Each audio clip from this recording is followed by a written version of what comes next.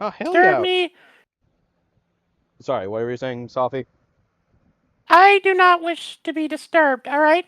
I would like to be alone with my shower thoughts. Don't you mean shower thoughts? No. Okay, glossing over that. I don't even want to begin to ask. Anyway, it's probably good that he's leaving. We are live.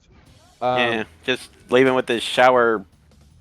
I am pretty sure he said thoughts. Me too. Yeah. Also, Crash Bandicoot music. Hooray. Oh. Because Crash Bandicoot level. Hey, that's perfect, because you're crashing and burning. Ow. One of the thoughts slapped me. Where the fuck did um, that woman come from? good question.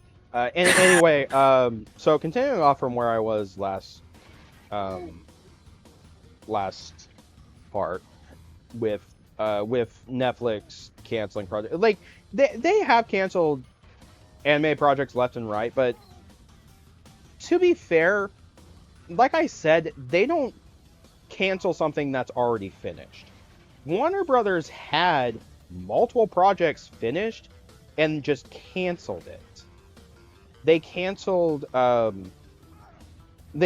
Infinity Train, and they had like they not only did they cancel that, they screwed that over because instead of letting that get an audience, they pushed they pushed seasons 3 and 4 to be exclusive to HBO Max, which was not a service that people readily had available at the time.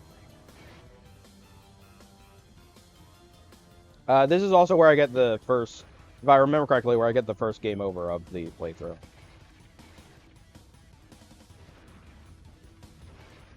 Um, I know people didn't particularly like the movie, but we originally were gonna get a sequel to the CGI Scoob movie that came out in 2020. I was actually interested in it, but that being said, I actually liked the Scoob movie, so that's not saying much. Um, like Warner Brothers has genuinely canceled more projects, despite the fact that they've been finished. Netflix, we got stuff like Guillermo del Toro's Pinocchio. We got Nimona, which if it weren't for Netflix, we would have never have seen that movie because Disney after buying and then subsequently shutting down Blue Sky completely canceled that movie despite it being 70% done. And Netflix picked it up and is like, yeah, you know what? Here, we'll finish the movie and release it. And I'm happy they did because Nimona is a beautiful film. Um, to be fair, it's a movie where it's not grand. But it is definitely worth a watch. Um, and for me, the ending alone is worth it. Um,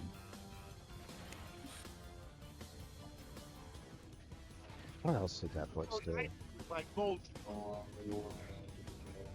Uh, we got the movie Klaus, which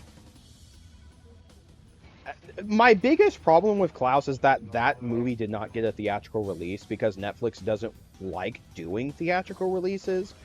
But Klaus is a beautiful hand-drawn animated film.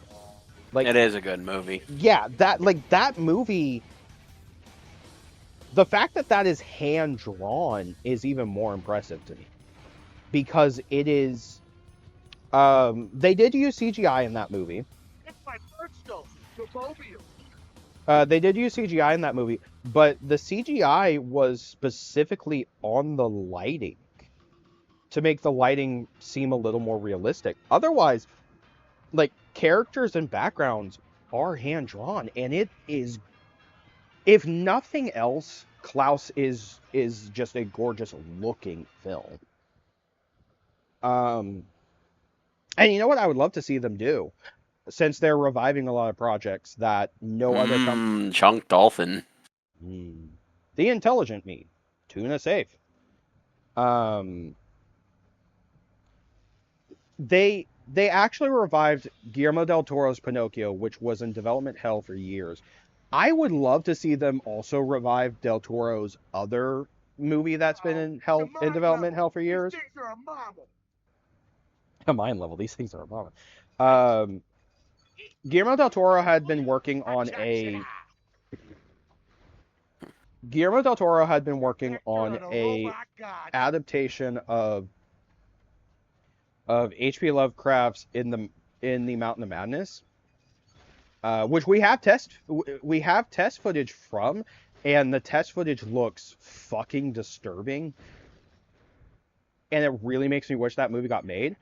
I kind of hope that Netflix actually helps revive that project. So I honestly feel like, yeah, Netflix sucks for you with the shiny metal ass. Netflix sucks with how they've treated a lot of projects, but I still say they're better than Warner Brothers, because at least they give projects a chance. And I know that's weird saying that about Netflix, considering how much they have canceled. But again, at least with if it weren't for Netflix, we wouldn't have gotten stuff like Nimona and. Oh right, I forgot I zoomed in to see what that says. Rock pals. Yeah, without Netflix, we wouldn't have gotten Nimona or Pinocchio, or Del Toro's Pinocchio, which is also funny to me, because the year Del Toro's Pinocchio came out, I think there were like 4 different Pinocchio adaptations, one of which was the Disney live action remake, and the best Pinocchio adaptation that came out that year was the Del Toro version. Made into a tasteful ring. Which isn't surprising. Like, Del Toro, I don't think I've seen a movie from Del Toro that I've hated. Nope, I can't think of one. That being said, I haven't seen like his entire filmography. Yeah, I'm still missing like 1 or 2. You know what? For years, I used to own a copy of Pan's Labyrinth, and I have not seen that. You still haven't seen Pan's Labyrinth? I'm more upset because that is an example of I owned it. I don't know if I still own a copy, but I used to own a copy and I never saw it. Damn, dude, you're missing out. Oh yeah, no, I know that one's supposed to be a good one. I did see Hellboy. I saw the first one. I never saw the second Hellboy. Prepare to be. Oh, here it is. Here's my favorite death of the playthrough so far. And then recycled into metal seatbelts. Not the seatbelts. Never. I didn't take that. I like, genuinely favorite death of the playthrough, because it just kind of comes out of nowhere.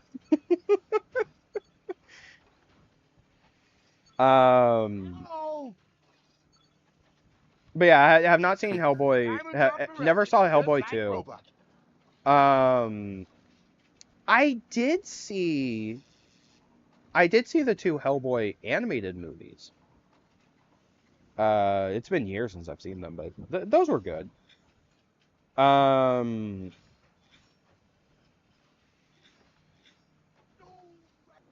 I actually saw Shape of Water in theaters. Not like Shape of Water. I gotta see it. I still haven't taken the time to see it. It's okay. Because I think that, like, I think he won Best Picture for that.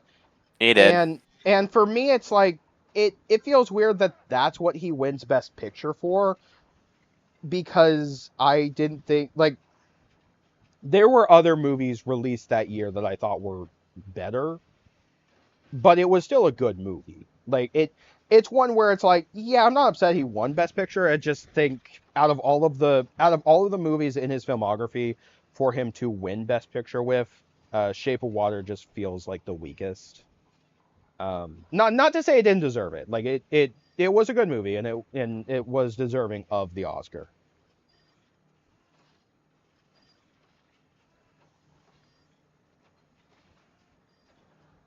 By the way, these platforms really fucking annoying.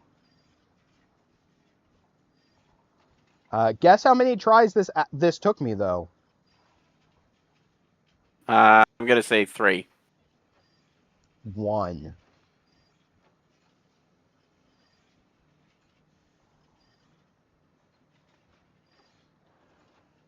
Like genuinely, this only took me one try, and on top of that, there are actually two of these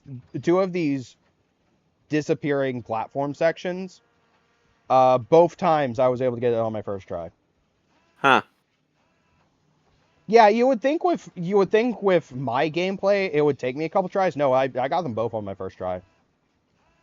Booyah. That's not Wow, this. Glitchy can game. It's a miracle. Don't say that too soon because I Booyah. I I do still have some stupid deaths.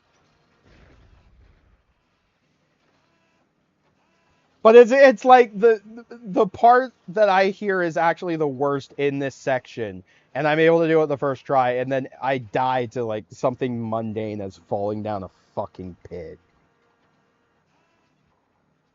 Also, yes, I gave myself 5 extra lives. Why do you ask?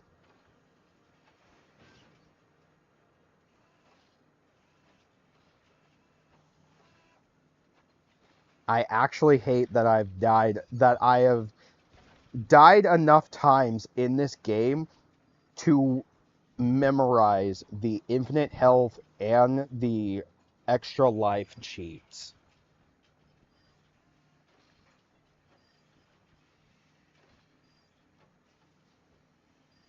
Go, Glitchy, go.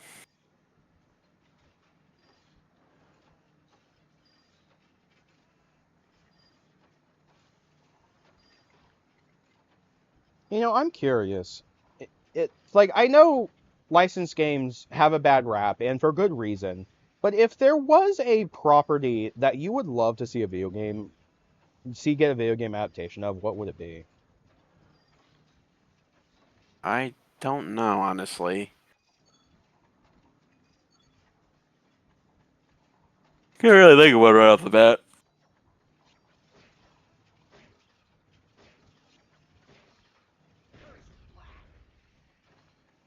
You gotta spruce up the Pitmobile.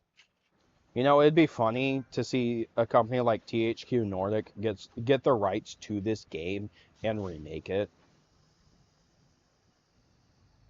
Because I would not mind a remake of this game, especially one that kind of fixes some of the problems.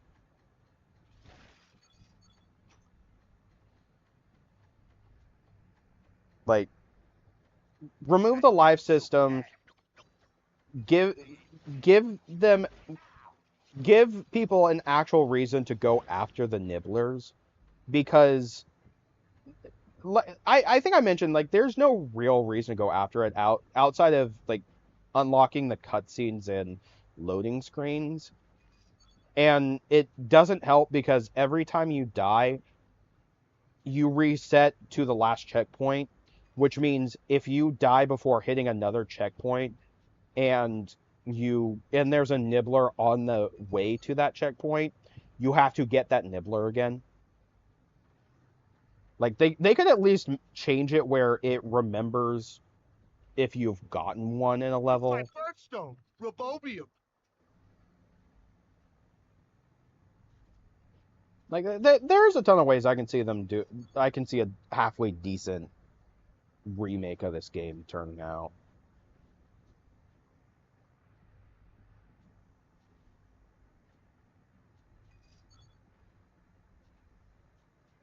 I'd also maybe make it where fuck. I'd also maybe make it where you can upgrade the characters. Like, maybe adding more health, or I guess in Fry's case, upgrading the because Fry is the only character that gets guns. Maybe like upgrading the guns where like they hold more ammo or something. This'll make some stripper bot very happy. Oh, And down he goes.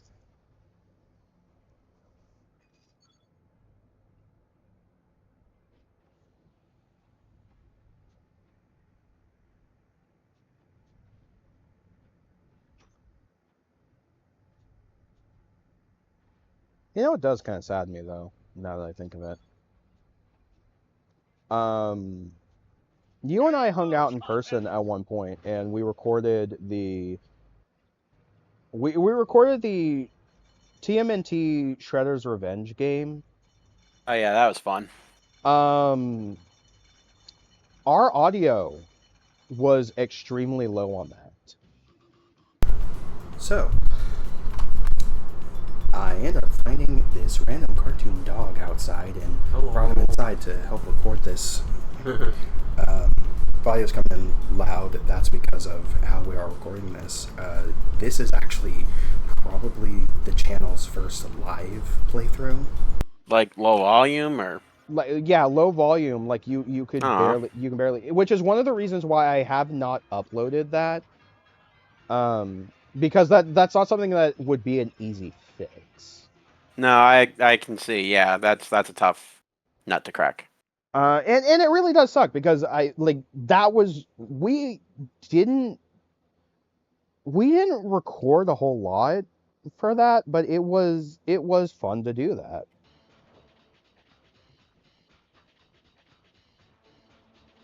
That's definitely a game that if we ever got a chance to do a full playthrough, of that game, it would be fun. Especially if we can get all the guys together to do a full playthrough, that would be even better. Sorry, I accidentally bumped my hand into my mic.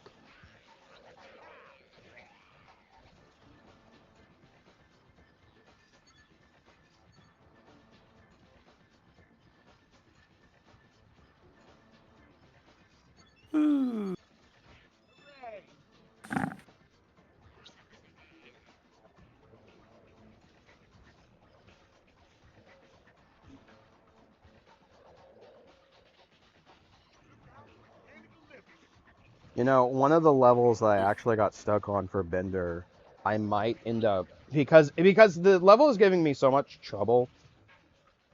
I'm thinking of just skipping it and moving on to like Bender's final boss fight thing. If I do skip the level, because it's immediately after the level would be immediately after this part. If I skip the level, I think I actually have a funny way to excuse the level being skipped. Which is one of the few things that I probably appreciate the most about this playthrough is we can have transitions based on Futurama. So I can just have the characters skip the level and just reference the time keeps on slipping episode. I'll have this day is Where the reason we don't see the level is that time just kind of glitched out for a second. And suddenly Bender's in the next is in the next level. Speaking of which, you out of time, Bunky, I know. and you dead. Glitch, the master of time, but doesn't know how to use it. Every time I was a master of time, it says he's a time traveler. But to be fair, there are some things that even I can't do. Partially because of rules, partially because I don't know how, and mostly because I just don't feel like it. Would you like this time management book to help you? Bold of you to assume I'd read it. It's more bold for me to assume that you read. you would give me a book on how to manage my time better, and Mm-hmm. it would end up just sitting on a shelf, gathering dust. Mighty expanding unit. Answer? Ben.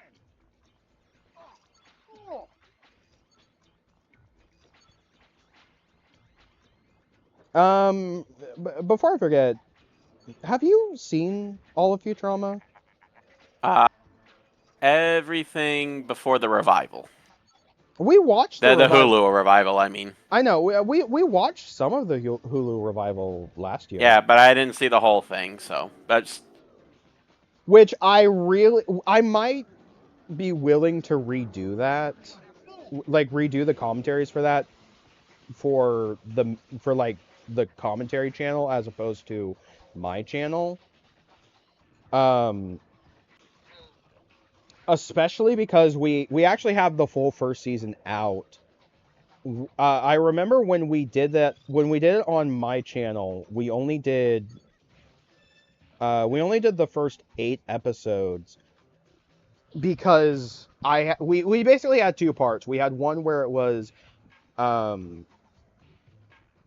we had one where it was the first 4 episodes, and then second 4 episodes, and then the only 2 episodes we never watched was episodes 9 and 10.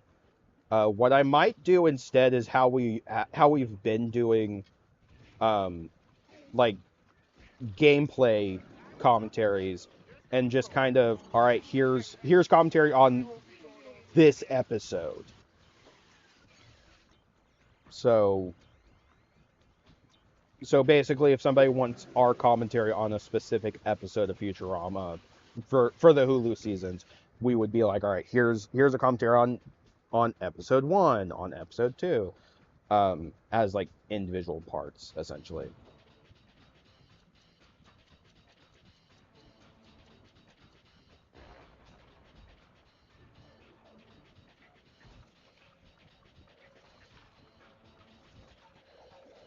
It'd also be fun to do commentary on the Futurama movies.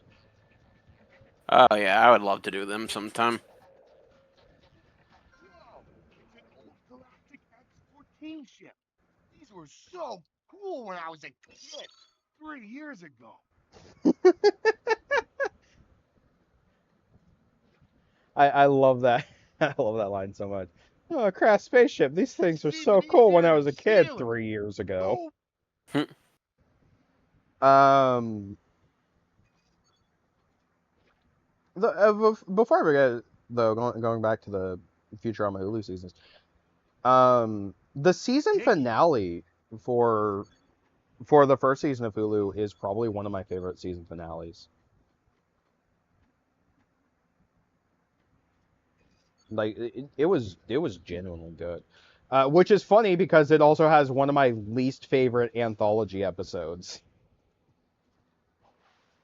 no, right the ticker. I love trying to do the infinite Oh, health right. cheat A highly and regular immediately crystalline dying. solid.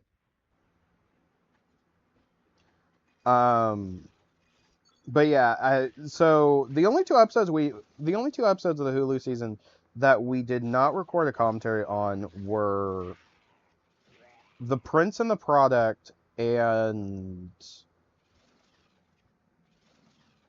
All the Way Down. Prince and the Product is genuinely my least favorite Futurama episode. Like I think the only reason I would go back to it is for commentary purposes, because otherwise it is not a good episode, in my opinion. Um, but all the way down was really fun.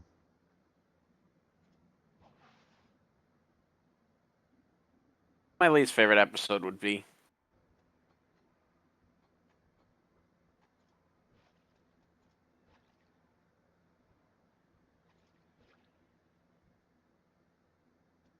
I got nothing. I mean, I'm also used to just watching a lot of crap. I mean, I'm a fan of Doctor Who that suffered through all of the Chibnall era, and the Chibnall era is just kind of bad. Hmm. Like the best season of that era of Doctor Who was the final season, and even then, it that final season pales in comparison with literally any other That's great era. shiny things.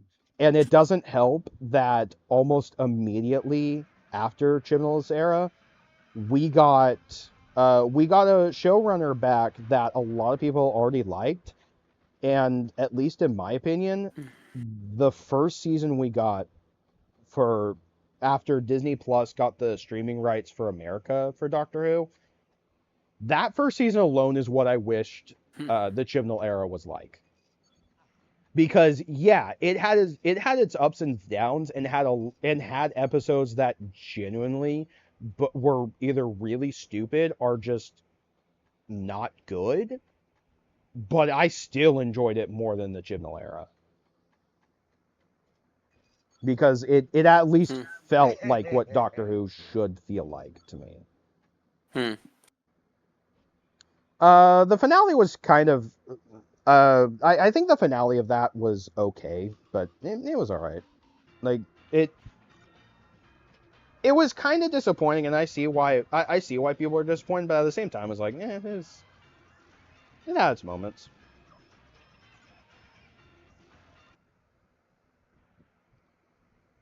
Anyway, We reached the end of the part. yeah. All All right, we will see you next time, where I'm probably just gonna skip to the end of Bender's section. Take care, everyone. Adios. Don't make any atomic supermen. Don't do whatever Sophie's doing in the Sophie, what the hell are you doing? Butter?